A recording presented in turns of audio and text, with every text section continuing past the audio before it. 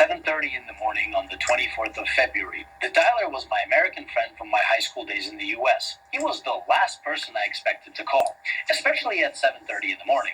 I knew immediately that the war has actually broken out. The beginning of the war did not surprise me. In fact, it's long overdue. What surprised me was the fact that he knew nothing about the suffering that the Russian Ukrainians had endured over the past 8 years. Let me get something straight. NATO promised that they wouldn't move an inch to the east. That was a lie. And now we are surrounded by an aggressive military alliance. NATO gladly bombed Yugoslavia under the pretenses of potential genocide. Did they bomb just military installations? No. NATO destroyed schools, hospitals, bridges, cultural monuments, private businesses, and industrial plants. Did you forget about that?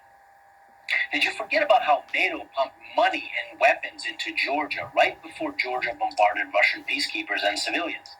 Of course you did, because your media doesn't want you to know. Did you forget how yet another territory was ripped away from Serbia? Do you not remember Kosovo? Did you protest then?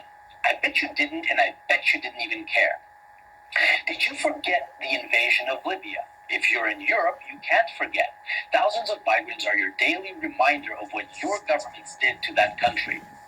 Did you protest the illegal invasion of Syria by Turkey and the US? I bet you didn't. Do you care about Saudi Arabia starving Yemen? I bet you don't. Do you care, or did you care, about the illegal invasion of Iraq and Afghanistan under false pretenses? What, they aren't people to you? Why haven't you been vocal against the murder of children and civilians at Iraqi and Afghani weddings by American bombardment? Ah, that's right. They're brown people. They're probably worth less to you. Where were your crocodile tears when Kiev started bombarding Ukrainian Russians in the east simply for doing the exact same thing as the Ukrainians did in the west, was to get rid of a corrupt government? Where were your crocodile tears when Kiev shut off electricity and water to Crimea? Where was your Save the Ukrainian People when 48 civilian anti-Maidan Ukrainian protesters were rounded into a Union trade house and burned alive, whilst those who tried to escape the fiery hell were beaten and shot? Do you by any chance know who the Madonna of Gorlovka is? Do you know what the Alley of Angels memorial is? Let me give you a hint. People engraved into that memorial aren't alive, and they are not adults. Did you shed even one digital virtue signaling tear when the children at the children's beach in Zagreb were purposefully bombed by the Ukrainian military using illegal cluster bombs? I bet you didn't. But that's okay.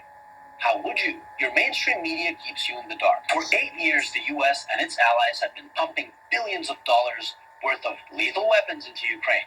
For 8 years, the Ukrainians have been waging a war with their own people in the east. And for 7 years, Russia and the people of the Donetsk and Lugansk republics have been patiently waiting for Kiev to adhere to the Minsk agreements. Should Russia have waited maybe 20 more years?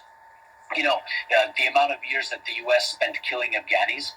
So whilst leaders like Boris Johnson, Joe Biden, Emmanuel Macron, Olaf Scholz, and Ursula von der Leyen have been virtue signaling about the poor Ukrainians, they have been robbing the Ukrainians of their dignity, making their economy run on loans from the IMF, and basically robbing them of their future. And Russia is to blame when we were their primary trading partner. The West pushed Russia into a corner.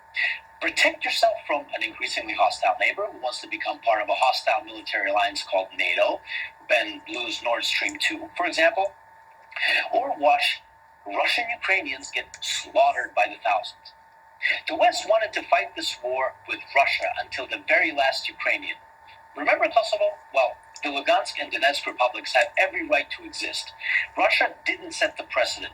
Your leaders did when they recognized Kosovo. And final food for thought. Why was there no bombardment of innocent civilians in Crimea, even though it's closer to Kiev than Donetsk is? I'll give you a hint. The actual Russian military was there protecting the people. Here's another. The Ukrainian army has been fighting this invisible Russian army for 8 years now in the east, according to your mainstream media. Why then did the Ukrainian army collapse within 24 hours when fighting the actual Russian military?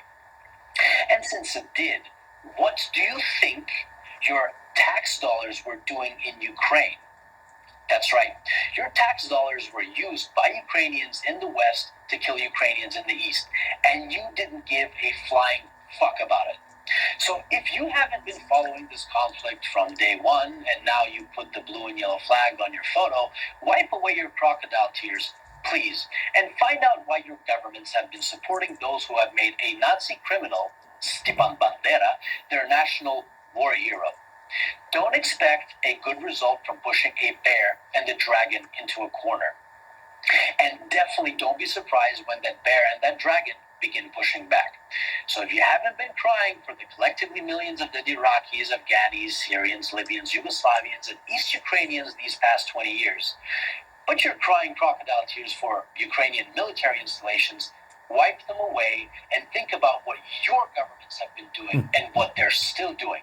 And I hope that this 8-year story of a war started by a criminal Ukrainian government against its own people can finally come to an end, and Ukrainians and Russians can finally live in peace. And by bad guys, we mean Jews. Yeah.